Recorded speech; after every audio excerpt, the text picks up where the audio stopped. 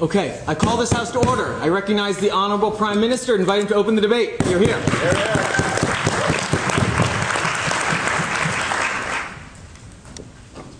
Mr. Chair, adjudicators, ladies and gentlemen of HWS, it's a genuine pleasure to be here, and it's a genuine personal pleasure for me to be able to propose this motion. We're a little bit confused by the triple negative, but we think, and we're almost entirely sure, that we are stopping parents from breeding the gay out of their kids. We read that right? Great. Always good to know after 15 minutes of prep that you don't appeal immediately. Reverse everything. We're going to take the model to be more or less the motion as written, that we're going to, ban parents from using this type of technology. We're going to make the assumption that this technology is more or less flawless, although I will deal at a couple of points with what happens if this technology isn't flawless, if you try to breed the gay out of your kid and you fail. We were going to use the term homicide to describe this, but then we realized that it had a homonym. So there will be 3 points: the harms to gay people, the harms to families, and the harms to society. So the harms to gay people, we think that there are some fairly self-evident harms. Go on, very quickly. Okay, can we assume that other forms of technology? So are you saying the technology itself is legal, or are you saying all kinds of genetic selection is not legal? I would say that it depends on the specific genetic selection that you're doing. There are plenty of types of genetic selection that deal with trying to screen out diseases from your child, obviously perfectly acceptable. There are other types that are trying to screen for gender that we think will probably fall into the same harms that we're going to outline here. So don't really see where that clarification is going, but I hope that makes sense to you. Okay, we think that classifying homosexuality in the same realm as a disease that you try to screen out from your child has some fairly self-evident harms. Aside from being a pretty big slap in the face to all gay people who have already been born and therefore can't have their homosexuality screened out away from them, we think that this is a massive harm to gay teenagers under the status quo who are coming to terms with themselves and trying to come to terms with their sexuality when you classify homosexuality as being equivalent or akin to a disease. And furthermore, when you tell gay teenagers in the future, this is your fault, and moreover, this is your parents' fault for not being rich enough to make it better for you. We think it halts, most importantly, the further momentum of forward progress for social rights for gay people. We think that there will always be in society gay people, either because of failures of this technology, or because of parents who can't afford to use this technology, or because of parents who think that there's something slightly morally abhorrent about using this type of technology. And we think that those gay people are inevitably harmed by any proposition, or by any technology that allows you to screen out for gayness. No, thank you. We think that by doing this before gay rights have reached a par with straight rights, you further and permanently cement the position of gay people as second-class citizens. When under the status quo, gay people in a lot of countries can't marry, can't have kids, don't have the same access of rights to their partners if their partner ends up in hospital. There are loads of ways that gay people are treated less well by society, and you cement all of those by opposing this motion. Sir? How are you better off if you have to grow up in a family that doesn't accept you for who you are and despises your very person and being? Because we think, I'll deal with this a little bit more in the family point, but we think that saying that there are bigots in the world and that the way to fix the problem of having bigots in the world is to make sure that there's no one for them to be bigoted against is a bit of a problem. We think that the author's misidentifying the solution, and that what we should try to do is make sure that bigoted families are less bigoted, and not say, make sure that bigoted families don't have to put up with a kid that they won't love quite as much. Because we think, in general, no thank you, that when you diminish the position of gay people in society this way, you hurt a lot of people, and hurting people in general, and diminishing their societal rights in general, and putting them in a position where they don't have the same access to civil rights, and cementing that permanently, is generally and fairly intuitively a bad thing. And in terms of this family thing, and I've touched on this a bit already, but we think there's a massive harm to society in promoting any kind of idea of a perfect family. We think that to the families themselves who use this technology, once you've hit the point where you're paying however many thousands of dollars to try and make sure that your kid turns out in a way that isn't better in medical terms, that doesn't mean that they will have a better quality of life in some kind of objective sense, but means that you'll love them a bit more, we think that's massively problematic, because immediately that child doesn't reach the massive expectations that you set for them, whether it's because there is some failure of this technology and they do actually start to question their sexuality at some point, or just because you find something else later on that you couldn't genetically screen out of them, that you don't think is a good thing for them to do. They join a band or they start taking drugs or something. That the idea that you should perfect your kid genetically through screening beforehand, and that you won't love them as much if they're not perfect in every way, we think that's a massive problem. We think it's harmful to families in general to say, look, if you can't afford genetic screening, your kids are going to have a worse quality of life, because we're not bothering to try and fix the societal problems that gay people face. We're not bothering to try and improve society. We're just trying to weed the problem out by screening it out before these people are even born. We think that's massively problematic. Wouldn't that most societies in the Western world, no thank you guys, most societies in the Western world have explicit measures by which they value family and try to promote good familial relations, through stuff like giving tax benefits to married people, through stuff like giving child benefits to people, through stuff like generally trying to promote families. And wouldn't that should come, and any kind of societal normative message like that that relates to families, should come in terms of promoting the idea that you should probably love your kids no matter what, even if they don't turn out exactly perfect in the way that you would expect them to. No, thank you. Moving quickly on to this idea of society, we need to ask ourselves the question of what it means for society when we allow something like screening out homosexuality from your kids. Very quickly, sir. The point is, like, some parents believe their kids will have such a horrible time as a gay individual. They think like they will have a horrible life in the future. Don't you think it's that parents' right to be able to protect their kids from what they perceive to be a horrible life? Absolutely not. Wouldn't that society often has to subsume the rights of the individual in order to make things better for people as a whole? Wouldn't that, if you look at all the other areas where we subsume parents' rights, for example in the education system, where we force kids to learn about certain things even though their parents might not particularly want them to learn about it, wouldn't that's a perfect example of where we say that society improving itself as a whole is more important than parents getting to make their kids turn out whatever way they think is best? And wouldn't that a parent who's worried that their child might have a less good life if they turn out gay probably isn't helping them in any way by being like, well, we'll make sure it doesn't happen to your little brother. Like, we think that as soon as families take that step of saying that we're going to try and select out any gay kids that we might have, that's a massive problem. But we think that if we look at the fact that technology often moves faster than our societal development or than our morality allows for, like, you need to ask yourself the question of when it has ever worked for a society to try and shape itself into being better by weeding out a minority who it doesn't see as fitting in particularly well, by weeding out a minority that it sees in some ways being inferior. Like, 3 of the 4 countries in this debate have some relatively good experience of what happens when you massively mistreat the indigenous people of your land.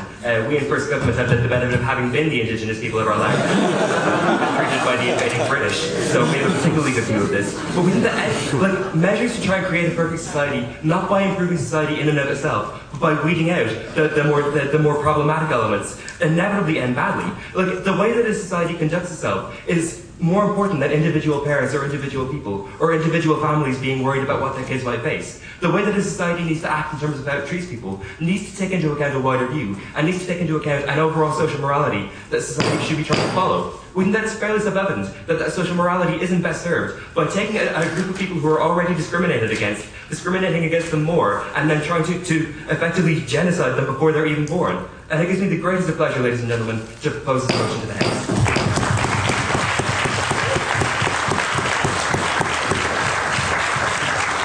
I thank the Speaker very much for his eloquent remarks, and the Chair now recognizes the Honourable Leader of the Opposition.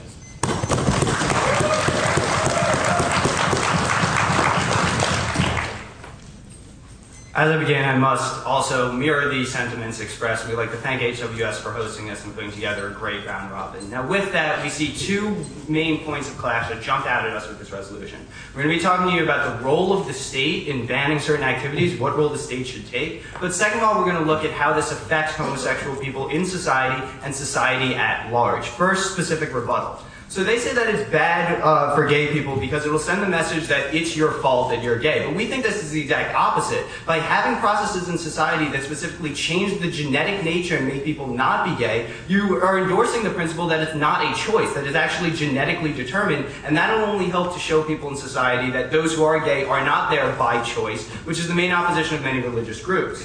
Then they want to talk about the family as well, and that we should make the family less bigoted. But we say that, first of all, in society, parents get many rights over their children, many rights over how to raise their children. We'd say that parents right now can choose, even if they can't do it genetically, by giving kids up for adoption in these situations. And they have many other options that they have in trying to decide what kind of kids come out. Then they say that like perfectionism with parents is bad, but we'd say like they're not eliminating this process by saying there isn't genetic determinism. Like, you should look at my parents; they expect perfection and rarely get it.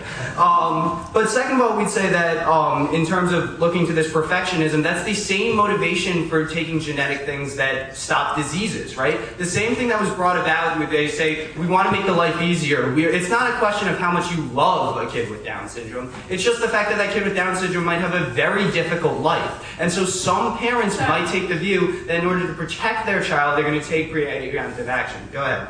If a community is particularly bigoted and a parent thinks that a gay child might have a toughish time in that community, Don't you think it's the responsibility of that community to change rather than imposing a policy that creates a norm? Oh, absolutely, absolutely. Ideally, the community could change, but we're not going to say that it's the responsibility of that parent to sacrifice their child's life in order to change that community. That's an obligation we're not putting on parents. But then let's talk about society. They say that, like, weeding out individuals in society is bad. First of all, this is refuted by their own point that says there will always be people in society. Second of all, it will be refuted by my argument that this is actually making it better for people in society when we get to my side. But third, they're the ones that are using that exact logic. They're weeding out specific practices and endorsing a society that tells individuals what choices they can make individually. That's something we reject. Let's talk about the role of the state. So we'd say that the role of the state is one that should be exceptionally limited. That when you look at the social contract, people come together to protect their negative rights that they don't have any of in the state of nature. That people have no protection against their life being violated, their property being taken. They join a state for basic protections. They join primarily for negative rights. For states stopping other people from intervening in their society. We'd say that states, when they start talking about positive rights and how much they owe to people, sounds like a great idea, but often involves stepping into individuals' lives and restricting the very rights that states were designed to protect. We'd say that states should have a very limited role and stick to the ability of protecting negative rights, not stepping into individual lives and banning actions. That there needs to be a very high standard and a very high justification anytime states start banning things and violating their basic nature.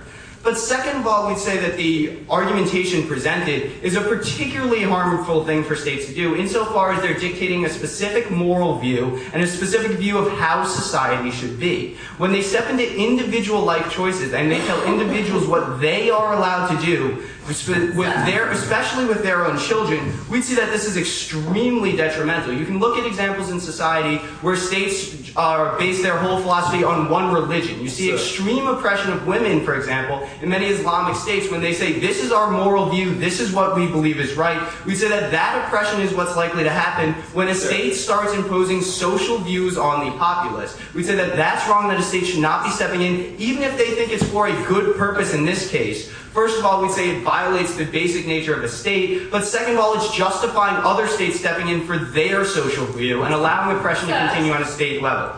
Opening.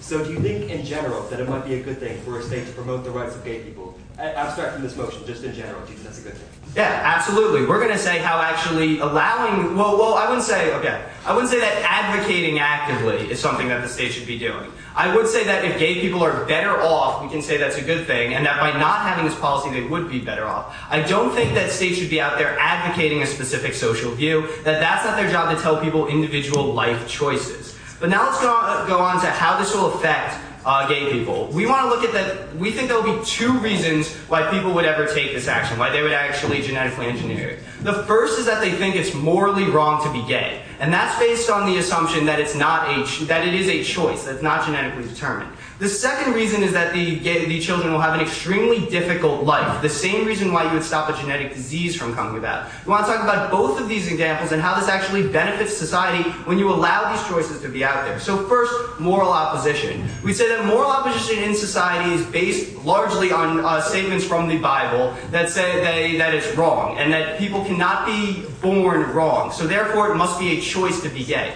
That's the basic argument, that it's not genetically determined. But by saying that you can shape this process, by having this process in society that every time it's taken shows that it actually is a genetic process, will simply disprove this moral opposition argument. By having this out in society, you actually reduce much of the discrimination that exists because people will see that their argument is flawed. And in fact, the very people that they think would be likely to take it, those that are bigoted, are those that, when faced with the choice, realize, oh wait, my opposition is incorrect. They're not going to say, I'm a Catholic, it's immoral because it's a choice, let me stop it from being genetically determined. That's going to introduce contradiction that will lead to more development in society. But second of all, let's talk about the other choice, where people will do it in case they think their child will have a difficult life. We'd say, first of all, this should be justified under their very logic that you're allowed to change things to stop genetic diseases. But second of all, we'd say that if many people are coming forward, many people who are not against gay rights, and saying, we're growing up in a bigoted town, my child is going to have a difficult life, we are going to face discrimination with this, that will bring the issues of gay people to the forefront, that will bring discrimination out in society, that people see that people are choosing not to have gay people because it's extremely hard. That'll only help to to get more advocates for gay rights. That only help to have people out there helping society even more. So we're looking at this round. First of all, we think that a state imposing a ban on individual choices is going too far. That, regardless of their analysis, that ban should not exist. But second of all, we refute their analysis that makes it worse for gay people through two specific mechanisms: by disproving moral opposition and getting more advocates for people who are gay. For those reasons, proud to oppose.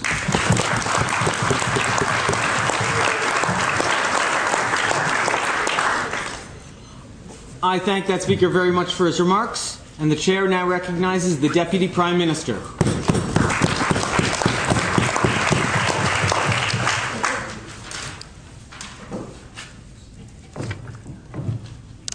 Thank you very much, Mr. Chair, ladies and gentlemen. I'm going to talk about three main areas. First of all, I'm going to talk about the social harms that they brought up and why it is that we act counteractively when we essentially try to genocide homosexuals. Secondly, I'm going to talk about why social selection is always massively dangerous when you're making a value judgment. And then thirdly, I'm going to talk about choice, specifically parental choice, and why we don't think it applies here. First of all, 2 points of rebuttal. First of all, they said that what's going to happen now is that people will recognise that homosexuality isn't a choice, so it's not your fault. First of all, the people who impale gay teenagers on fences aren't people who care whether it's a choice or not. They are people who are going to be bigoted either way. More importantly, when you tacitly acknowledge through opposing this motion that being gay is tantamount to a disease, you allow these people to fall into the mindset where they can tell a gay person to go get cured. We do not think that is something you should ever advocate. Secondly, we got this idea that you should never advocate a particular value judgment or a particular social view. No, thank you.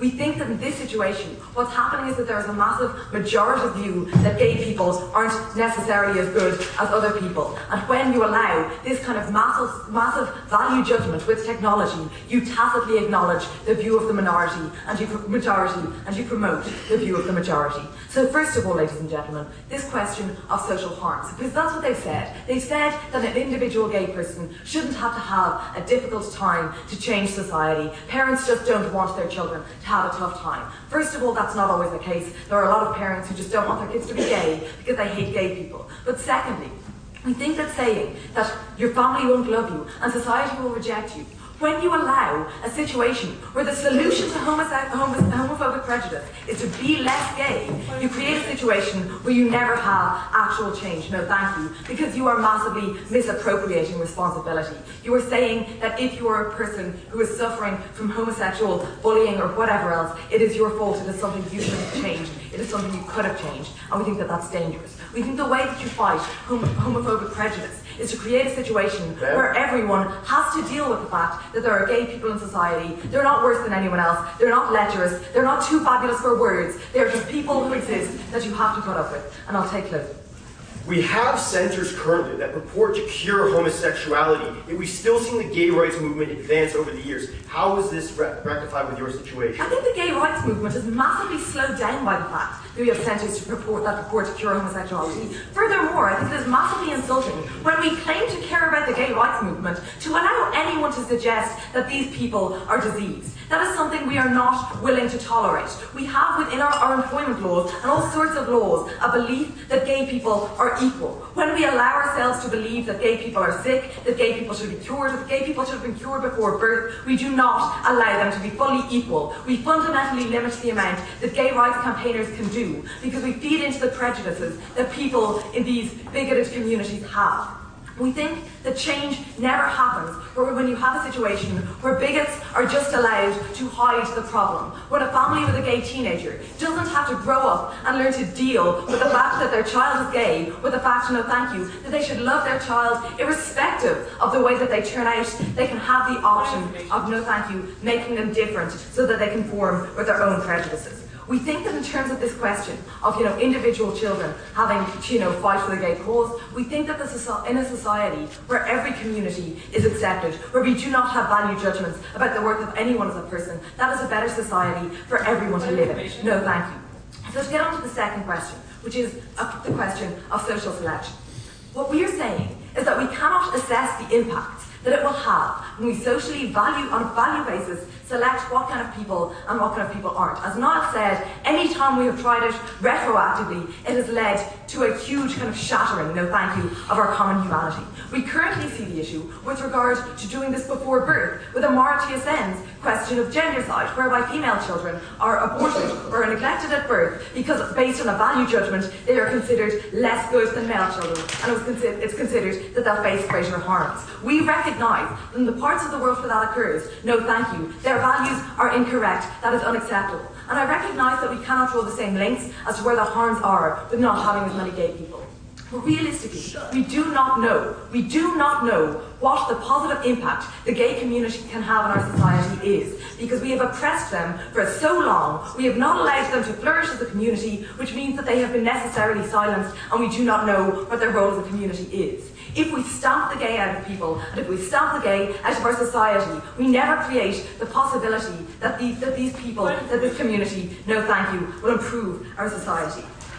Basically what we're saying is that we think that history is going to prove us wrong on this one. We are making a massive value judgment whereby we state that a community should be eugenicized based on a subjective view that we do not believe that they're acceptable, because that is what's determined this. Yes, this is going to be an incredibly small subset of people that are actually going to participate in this screening. Is this really going to interfere with the number of gay people we have in the gay rights movement in general? Okay, first of all, I hope that you substantiate the fact that it's going to be a tiny minority of people, because I think there's quite a lot of people in the American South. Secondly, we think that even if it is a tiny subset of people, we should not put all of the other gay people who haven't been eugenicized in a situation where it is considered in any way acceptable.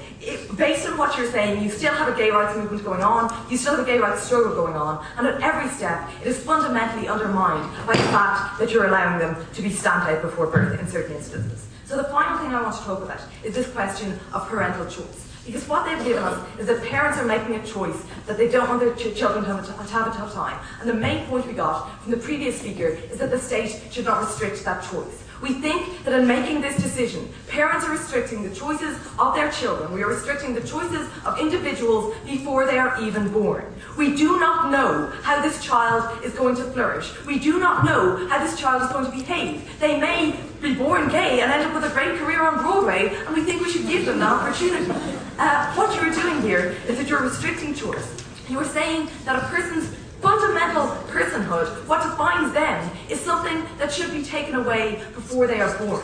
You do not know the impact that will have on a child's life. You cannot say that that child's life will be better just because they'll face possibly slightly less prejudice. You don't know that participation in the gay community, or that going out with a gay person, or that living their lives in that specific way won't be massively rewarding, and that they won't make a massive contribution. You cannot make this choice. So we move to propose. Thank you.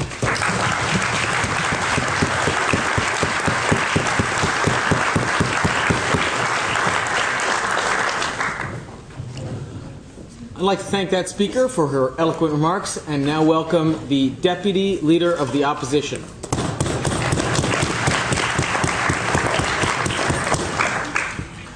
My mother wishes every day of her life that, like, she didn't have me and that she had another child, but that's a completely different thing. So before I get to my constructive method, we're going to take a look at some of the things that just came out of psych government today. Now, the first thing that we have is this idea of social harms. So the main thing that I want to impress to you, like if you didn't quite understand Alex's analysis, which you should have understood perfectly, is this idea that the opposition to gay people, like the fact that like you have kids, like teenagers for instance, who are being impaled, is because there's societal belief that it's a choice to be gay, that gay people do so, like they have that lifestyle because they do so by choice. And that's the kind of religious opposition that we have as well, right? It's like a lot of people, like extremist religious groups, like actively hunt down gay people because they don't believe that God like put those genes in you. They believe like God would never do that. And insofar as it's your own choice, you shouldn't be making that choice. It's a sin because you made that choice. The moment that we say that it's genetics, we think we're going to see two things. Like the most important thing you're going to see this societal consensus. First of all, you're going to see like an actual scientific method that we can actually locate those genes. So like we actually have a very effective argument against those religious groups in saying, look, we've located these genes. These are the things that people are born with. It is not by choice. And we think that's a very effective message at promoting that gay rights movement, because you don't have people who are now saying, oh, person X is gay because of his choice, that's a bad person. We're now saying that person has a genetic condition, and that changes the rhetoric that we have against gay people. Now, this other thing, this idea that gay people are equal, we agree with that, right? Like, we're not saying that they aren't equal. We're just saying that in some cases, like insofar as like we believe like people with certain like other genetic conditions are equal as well. We're saying that in this case that it is a genetic condition. We're not saying it's a disease. All we're saying is it's something that can be fixed genetically. That's the main message that we're going to take. And we think, like, the other thing is, we think that if we do this, there's also a lot of other misconceptions, right? In terms of discrimination against gay people, we're saying like gay people can do a job as well. Or like other things, like gay people aren't very athletic, or all of those other arguments. We think we're going to take those arguments as well, out as well, because we're showing people that this genetic condition is limited solely to our sexuality, and it doesn't affect your ability to do a job well. And we think that's really good as well. We think that is what the gay rights movement needs. Now, the second argument is this idea, well, we think parents should love their kids no matter who they are. See, Mr. Speaker, this isn't about parents loving their kids. We gave you this idea of Down syndrome, which actually I really want the second government team to come up here and talk to us about why is it that the Prime Minister told us that it is okay to say that if you have Huntington's, oh, for sure, genetically select against the child. But if the child is gay, you're not allowed to. Where's the line, Mr. Speaker? We believe that parents, insofar as I'm going to tell you later on, we think parents have the right to decide and to protect their kids from whatever they perceive might be like harmful to their kids. We think that's the right that parents have. Now, there's the idea of loving kids. We don't think this is the issue, right? We think like parents have the right to protect their kids. Like, you don't necessarily love a gay child any less, but you might decide that it's too hard for the child, and you have the right to protect your child from that. We think that's all right. We think actually that's a sign of love for your child, more importantly. I'll take it, yes. What if my parents believe that it's going to be tough for me to be a woman? Okay, well, here's the thing, right? Like, insofar as your parents believe, like, if it's tough for you to be a woman, we think there are a few things. Like, the first thing is this. We think that parents have the right, first of all, to like protect you from like potential harms that might occur in the future if they believe like it is harmful. But secondly, like in terms of the women's rights movement, like one of the things that we saw in the women's rights movement is like the fact that women are equal to men on for the most part that they are equal. And we think that's the kind of things that we're promoting here, is we're saying like the genetic basis only affects your sexuality and not other areas. Now, this idea of positive impact of gay community, like we had a great POI from the second half saying like, first of all, you're not going to be getting rid of the gay community because it's not like every single family that's going to be doing this. But more importantly, we think like gay communities will be able to look at this. We think like one of the greatest harms to the gay community, and for gay people in particular, is when gay people say, this is a choice and I'm going to try to suppress it. I'm going to try to change myself. It isn't a genetic condition. I'm not going to self-actualize. I'm not going to pursue things because it is a genetic condition. Now, the last thing they said is that, well, you can't say it's better. But that leads me directly to my point about parental rights, right? Because parents say all the time what is good and what is not good for a child. Like, my mother believed that it'd be really good if I joined the debate club because, like, I'll have a great life and, like, I'll develop all these skills. And that's something that parents have the right to say, right? So insofar as they're saying, well, parents can never make a judgment on what's good and what's bad for a child, that's simply not true. Parents do have that right. So let's talk about parents' right to choose what's best for their kids. I think one of the questions we have to ask is where parental rights come from. Because I've asked this like for many years throughout my teenage years. It's like why my parents have the right to ground me, for instance, when I do something wrong. Why they're allowed to take away my freedom of movement. So, and insofar as parents are allowed to actively go to and like restrict many of their children's freedoms, which is the standard in our society, we believe parents do it, and we give the parents to do all of these things because it's the best interest of their child at heart. That is the standard that we have for parental rights, that we give biological parents the right over their child's autonomy, over their child's life, because they believe that they have the best interest of their child and they're able to best protect their child. We think this is the same case. I'll take you in a second. We think parents are able to decide in this case. They have that right to decide, like, what are the consequences for my child? And we think they do have the right to protect their child. Just as the same case, like after the child is born, in that selection process, well, we think they should have. The difference is that however your parents raise you, you can opt out of the way they raised you at the age of 18. You can't fix your genetic code if they've crushed your identity before you're even born.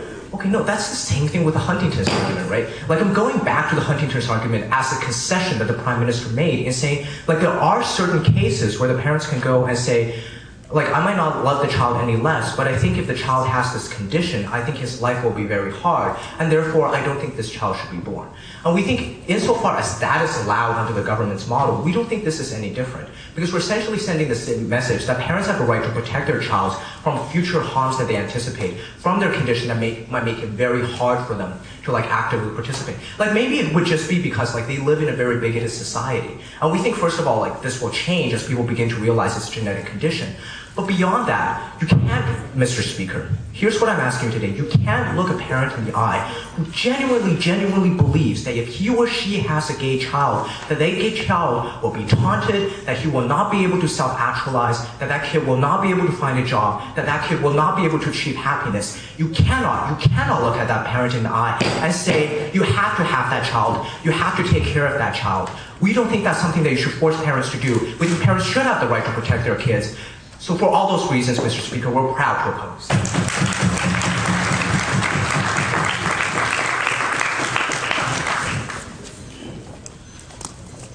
I thank that speaker for his remarks, and we now welcome the member of government to open up the second half of today's debate.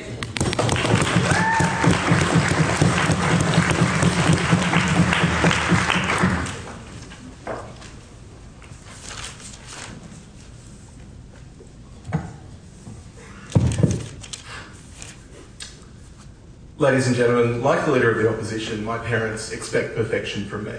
And I deliver every time.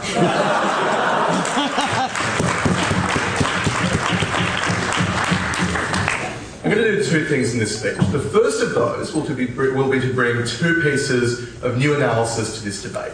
What we're going to say is, firstly, that we believe that the question here isn't how far do parental rights go against the state, it's how far do parental rights operate against people who, while hypothetical, have rights that need to be considered and balanced against those of the parents to tinker with their genetic code. And the second thing that I'm going to talk about is, again, focusing on these particular hypothetical people, the potential that gay people in the types of communities that are going to be using this have to forge social change and to stop their families from being bigoted against gay people. So, firstly, we reject outright the analysis that just came from this last speaker that said that parents have rights over their children that are almost absolute. We think that what the state in fact does is not to exercise its own rights against pre-existing parental rights, but to adjudicate between two different sets of rights which are competing. So firstly, we think it's very clear that even hypothetical people who don't exist yet have some rights that ought to be protected. The reason that we know that is that we have laws, for instance, that make it a homicide to have a forced abortion of someone, or an abortion that's involuntary. Laws like in California, where it's a double homicide, and you can have a death penalty imposed in cases where a pregnant woman is killed. The reason that we know that is that in some jurisdictions like China, where there's a problem of sex selection, that you have abortion being illegal after parents know the sex of the child. The reason that we know that is that so many jurisdictions spend so much of their time agonising over the difficult decision over whether to legalise abortion. So what's very, very clear here is that the state is recognising that even though those rights may be at a low level and exercised against countervailing rights, that people who are hypothetical have some rights. And there are good reasons for that. The first of those is that the state guarantees or recognises that it ought to maximise life. And the second of those is that the state recognises that it ought to maximise the reach of its anti-discriminatory principles, even in areas where, like, their extent or the way that they operate is hypothetical or is exercised against hypothetical people. The second thing that we think is clear in this case is that the parental rights that are being exercised are particularly weak when compared against the other types of parental rights that have previously been used as a justification to overcome that child's basic right to exist. And, like, that is the answer to the question from the op leader of what's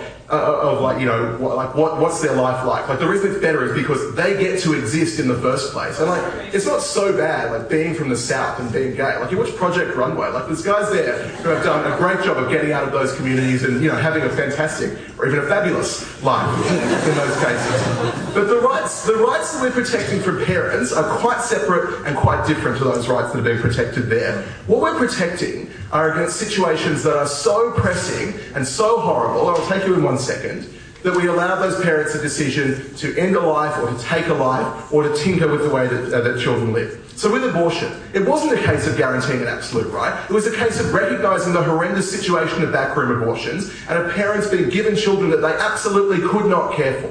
And with things like Huntington's disease, it's because no one gets to 18 and decides that they would like to have Huntington's disease, because there's a clear and terrible detriment to the way that you're able to live your life. It's not a decision where you hedge your bets on the way that society might view your child and that this choice might in future have good results for them, despite the fact that the society that they live in will have vastly different social values to our own. Go ahead. But it's really not an abortion, right? Like the genetic selection occurs when the cell is just fertilized. Sure, right, but it's an interdiction against a particular person being born who, without that countervailing event, would have been born. It is an interruption in the natural and ordinary processes which guarantees that one person who otherwise would have lived wouldn't have lived. That is a technicality that you're going on, and we think these people do have rights in this situation. But thirdly, we think that the rights are being stamped on because the people who then do exist are being fundamentally tinkered with in terms of their genetic code. And that is just offensive to the sort of ideal that we allow people to have their genetic integrity. But what's more, in situations where children are likely to find out at some point, as adopted children often do about adoption, are likely to suspect if they live in this type of household this screening occurred, it raises enormous questions for these people about their identity, which far outweigh the identity crisis of someone who is gay, who has a recognised community to go to, and who knows that they are fundamentally who they ought to be and who they want to be, and not what their parents believe that they wanted to be because of some wacky beliefs. But secondly, we think that these particular children, if they are born, will change the worst communities. Because these guys said that they would assume that parents who were bigoted before birth would always be bigoted. We think the reality is that some of the most bigoted people who weren't comfortable with homosexuality become advocates for homosexuality, become ambassadors in the communities that they live within, because mothers and fathers love their children regardless of who they are. And what's more, that people who live in these communities are more and more likely to be accepting of gay people, because it's hard to hate people that you live alongside. So the problem here isn't just so much that they're taking all gay people out of the community, as the closing half said was, you couldn't prove that would occur. It's that you're taking the particular gay people out of the particular communities where they need to be. The reality is, you look at anti-immigrant sentiment, anti-gay sentiment, it's not in communities with lots of immigrants. It's not in the village in New York City. It's in places where they aren't. It's in rural areas where they are unfamiliar. People who are unfamiliar to you are alien and are something that you can't deal with. So finally, to move on to these things from the first half. Firstly, they said that people like negative rights. Well, thanks Governor Palin for that great analysis of libertarianism. But the reality is you have to countervail that against society's rights, against the rights of that child to life and not to be tinkered with. Secondly, we heard about gay people in society. They said this technology will show it's not a choice. No. The technology existing shows it's not a choice. The technology existing and then us using it shows that we think that it's like a disease. I don't need to hack off my arm. They could possibly do it. Secondly, we think the types of people we're looking at are quite prepared to ignore science. They think that dinosaurs walked with men when the Earth was created 6,000 years ago. The fact that something is unambiguously true isn't important to them.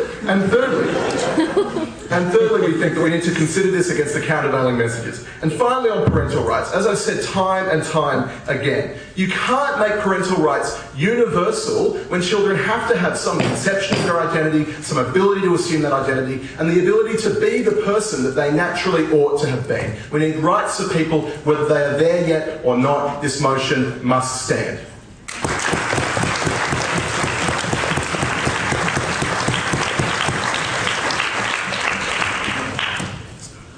I thank that speaker very much for his remarks, and now invite the member of the opposition to open up the case for the final team.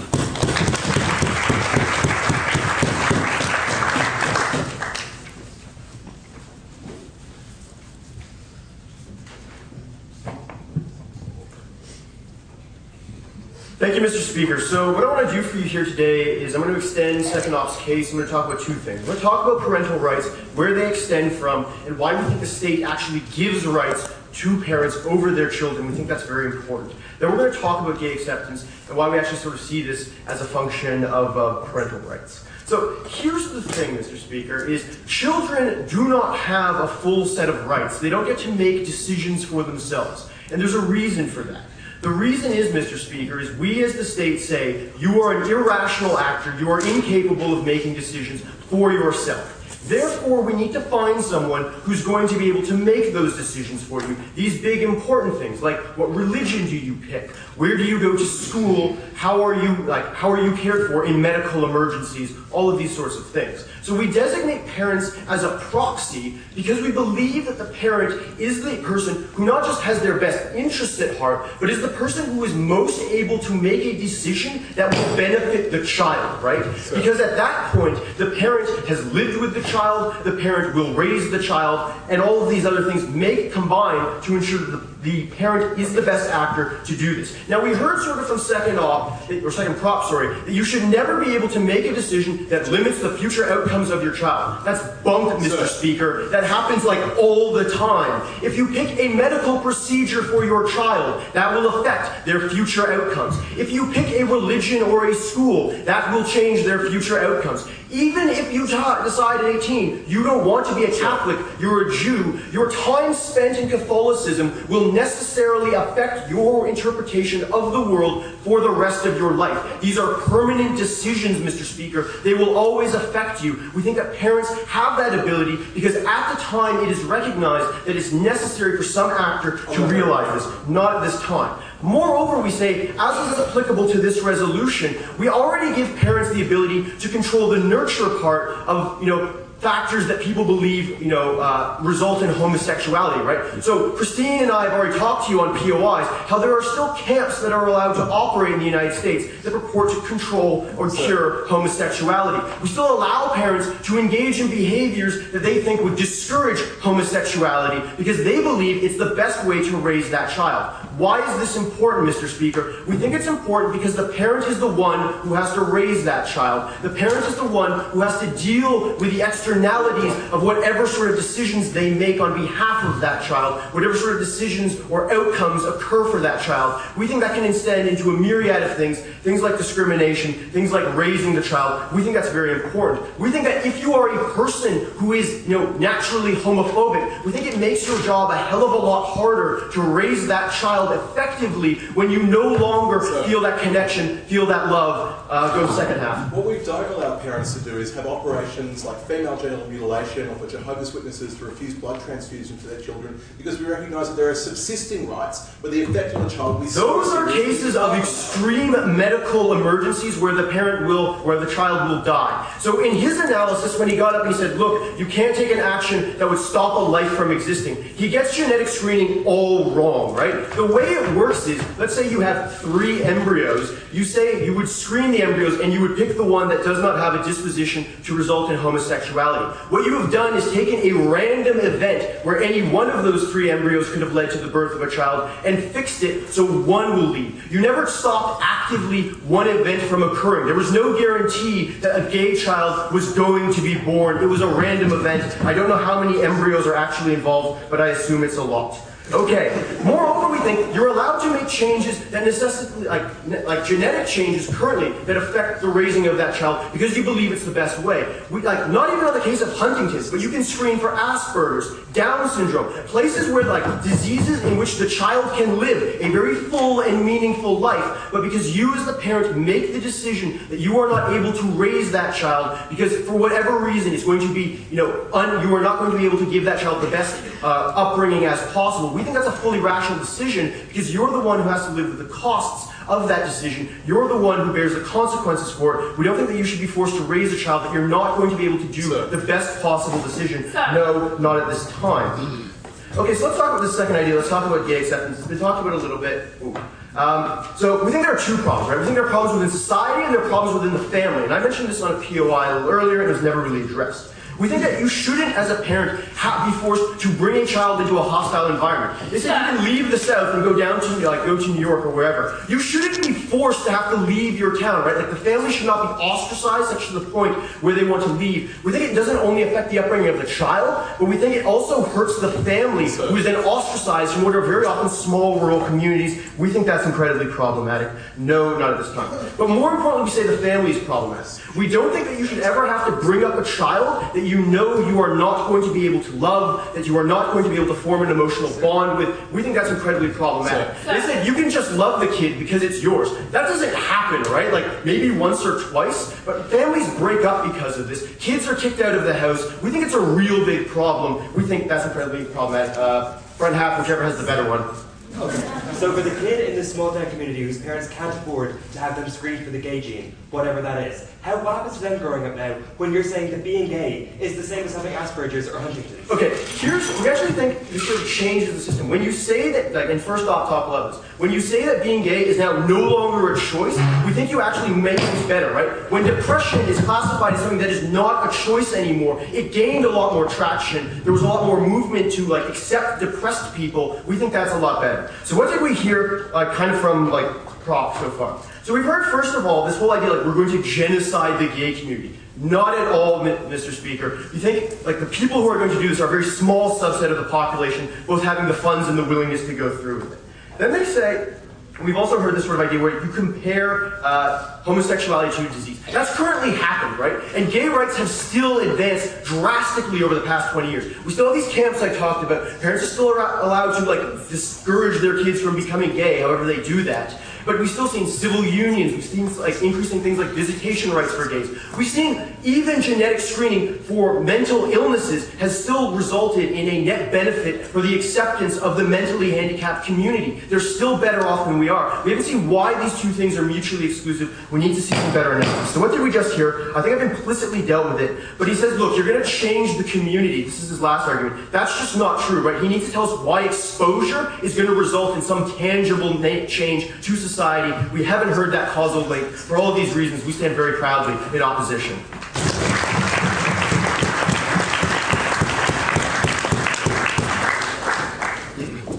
I thank that speaker for his remarks, and the chair now recognizes the final speaker in support of the government bench, the government whip.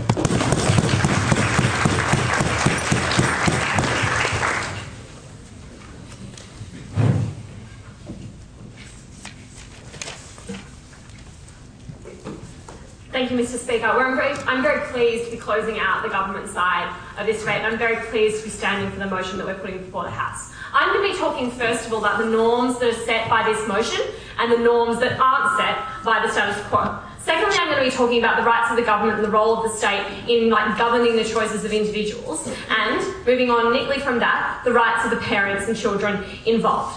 So, this side of the House had a whole lot of spurious and ill-defined messages that they were expecting to come about as a result of what they're allowing, basically. They first of all said, if we allow people to do this, it will indicate that it's hard to have gay kids because people haven't chosen to do so, which means that the community must need changing. What a spectacular leap of reasoning. We think it's vastly more likely that people will look at the existence and the usage of this particular mechanism and say, you chose not to have gay children. Maybe that's because there's something wrong with gay children. Maybe that's because you can't raise a gay child because they are necessarily absolutely different to anybody else. We think that on the balance of probabilities, that worst message is the vastly more likely one, guys. This side of the House said it will reveal the contradiction in the absurd rhetoric of the religious right, particularly in America.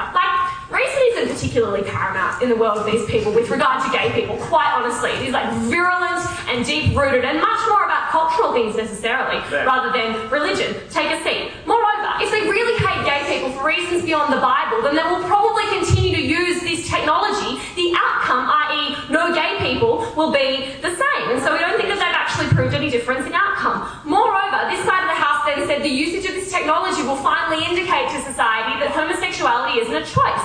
We'd say, no, the vastly more likely message is, yes, it might be a choice, but it's still one that we're not allowed to have in society, that is bad in society. Take a seat. So in terms of what is the more likely of all of these messages, it's not the highly complicated leaps of reasoning that this side of the House has expected people who tend towards homophobia to think. It's the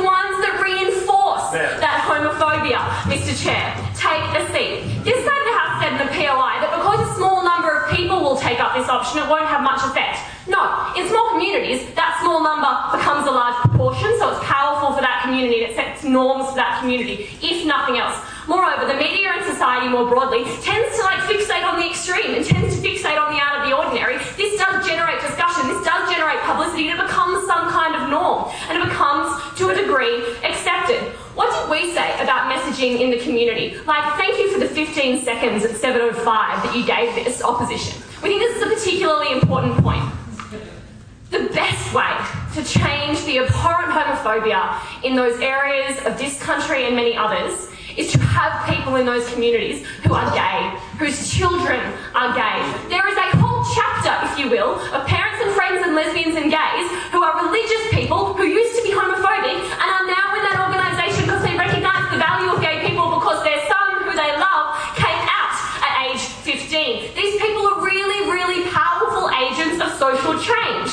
We think that they are excellent mechanisms of causing social change. This side of the House hasn't wanted to recognise that proximity to people who are different to you is one of the best agents of humanising that person, making them real, making them not the gay person, but the girl you grew up next door to, Mr. Chair. That is the best mechanism for change, but particularly with homosexuality. When have we seen advancement in the rights of gay people? When gay people came out more often, when gay people were gay in society, publicly, more often. Proximity is the key, and you remove that for those worst and most offensive communities when you allow what this side of the House wants to allow. This side of the House said, well, no, gay rights will still exist because there's been homophobia for a long time, and look how far they've come. The simple answer to that is they've advanced in spite of that virulent homophobia. Maybe we'd be doing better if everywhere was like The Village or something in New York. We'd certainly be all much better dressed, Mr. Chair. So, on to this question of the rights of the government and the role of the state.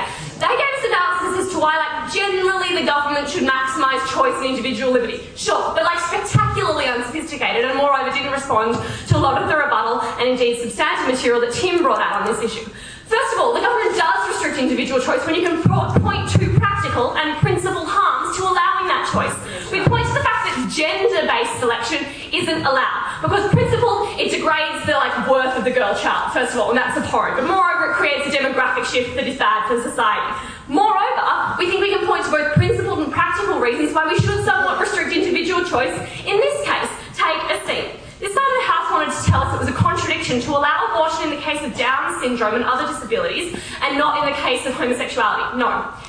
Because with Huntington's, Down syndrome, Asperger's, you have a real possibility of harm that you can actually predict, that will incur actual financial and social costs on your family, and the effects of which you can actually quantify, as opposed to this side of the House being maybe, quite honestly, this is maybe they will have a tougher time growing up.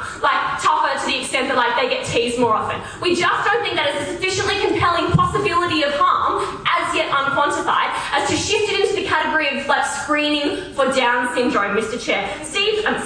Tim explained all of that quite adequately. We didn't really get a response to that, but I'll take the closing. If your family rejects you and everything about you, don't you think this does lead to tangible harms, like feelings of isolation and possibly suicide as well? Okay, we think broadly, families grow up with a child, that child comes out sufficiently late in life that those strong family bonds are established to a degree that means they don't throw them out the door. For those that do, that is tragic. Society ought to help them up, society ought to help them, but we don't create a norm whereby all gay children are worthless just because of an unfortunate subset of particularly extreme cases.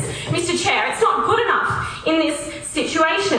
So very briefly, the rights of parents. This side of the House basically gave us a list of pretty everyday, pretty banal choices that parents make for their children. Things like what school you go to, things like what clothes you should wear, who you should hang out with.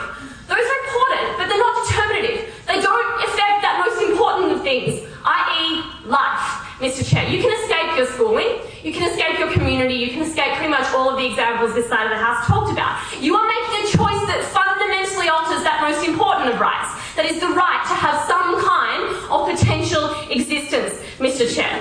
You can't make a choice based on some vague possibility of future harm that remains particularly ill-determined when there is so much harm generated for your community and for society as a whole. We think it was offensive to suggest that parents in the Deep South can't raise gay children because they've done so admirably, and they've raised wonderful children who just happen to be gay.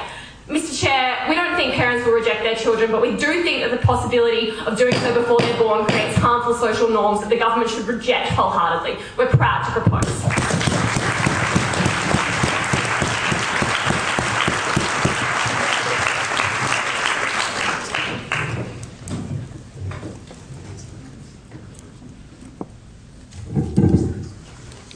I thank that speaker for her remarks and invite the final speaker of the debate, the opposition whip, to close out our debate.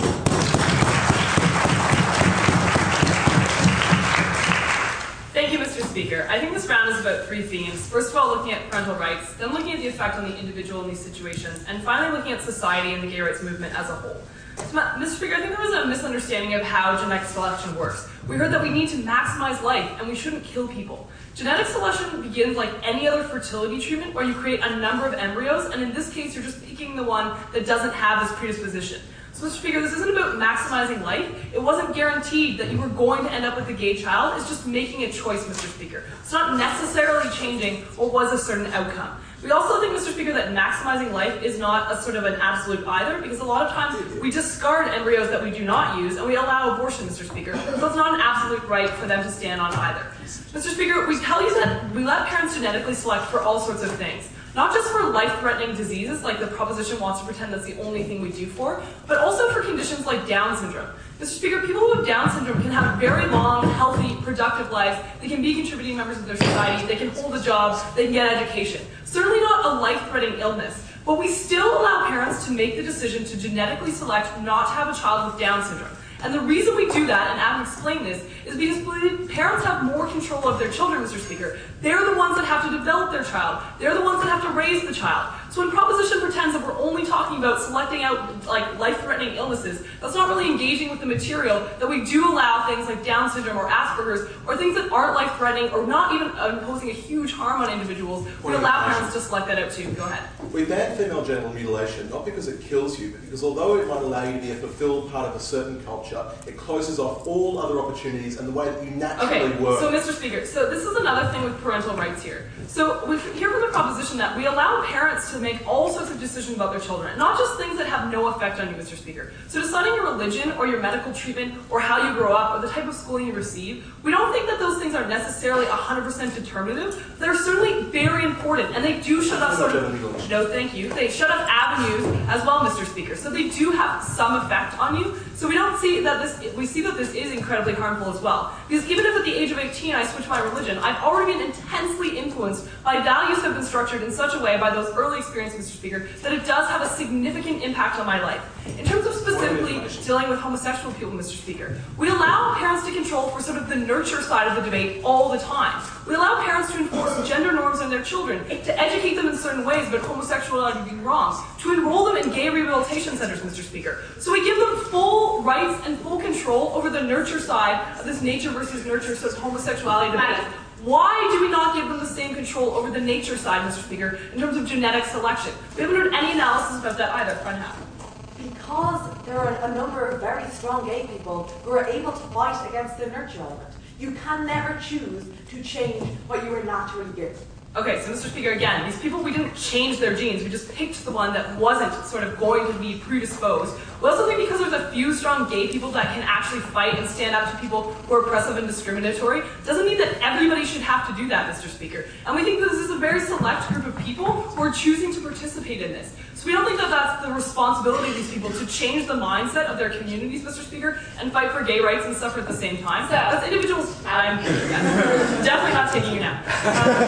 So, Mr. Speaker, we don't think that that's a fair option for individuals either. We heard, Mr. Speaker, that there's two reasons why a parent would choose to do this. Because they're intensely homophobic, and these people do exist, Mr. Speaker. Some people believe for religious reasons or moral reasons or whatever reasons, I'm not sure all of why you would actually believe this, but some people believe, Mr. Speaker, that homophobia is so abhorrent that they will reject the child right away. So we heard when you come out at the age of 18, your parents still love you. Because they didn't know, Mr. Speaker, and you already built those family bonds. If I am so homophobic that I'm going to reject my child from the outset, you're never going to see those bonds develop in the first place, and you're going to have a child that is growing up in a situation where they have no emotional support, where they feel rejected, and sort of the core of who they are is not accepted by their parents. It's a very different situation. No, thank you.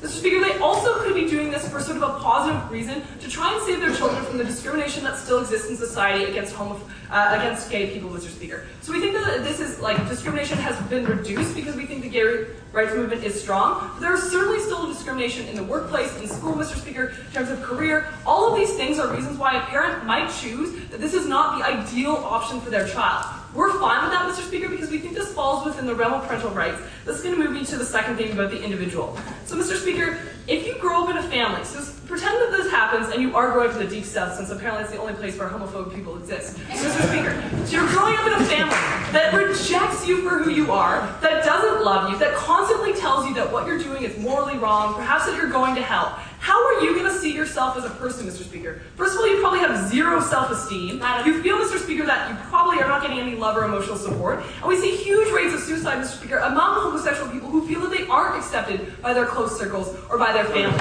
If we have a way to reduce that harm and reduce that suffering, and the people in this situation are choosing that as an option, that can be a good option for some people. And we heard, Mr. Speaker, homicide, like, this is not what is happening. We're not getting rid of every gay person. A lot of people have no interest in genetic screening for disease, for gender, for homophobia, Mr. Speaker. So you're still going to see a substantial proportion of people who are homosexual who can fight against these sort of improper norms, Mr. Speaker. That's still going to happen.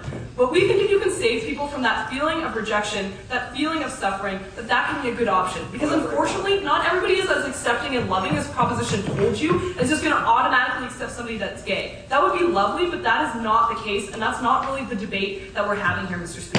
So we think that in terms of society and the gay rights movement, we think the gay rights movement is still very strong, Mr. Speaker. They've had all sorts of achievements lately in terms of civil rights, visitation for gay sort of spouses that are in hospital, and we're still going to have gay people who are part of this movement, Mr. Speaker. We're not killing all of the existing gay people. We're not forcing people to take this option. It's for the very select people who, for the reasons we've identified, feel that this is the best option for them and their family. So, Mr. Speaker, it's not forcing them. We're not getting rid of this whole class of people. There will still be gay people. In terms of the disabled movement, Mr. Speaker, we see that even though we allow family members to select out for things like Down syndrome, you still see a very powerful movement fighting for the rights of disabled people, Mr. Speaker, fighting for things like accessibility. Even though this option for selecting out people with this condition exists, you still see a strong movement who can push for rights, Mr. Speaker. I think this is analogous to the situation that we're dealing with today, because you're still going to see a movement that exists. You're still going to see a movement that can have progress, Mr. Speaker. These things aren't mutually exclusive. So unfortunately, Mr. Speaker, when we're dealing with a world where homophobia is still very prevalent and still very powerful, for a select group of individuals, this is a proper choice. It falls within their rights as parents, and for all those reasons, we beg to oppose.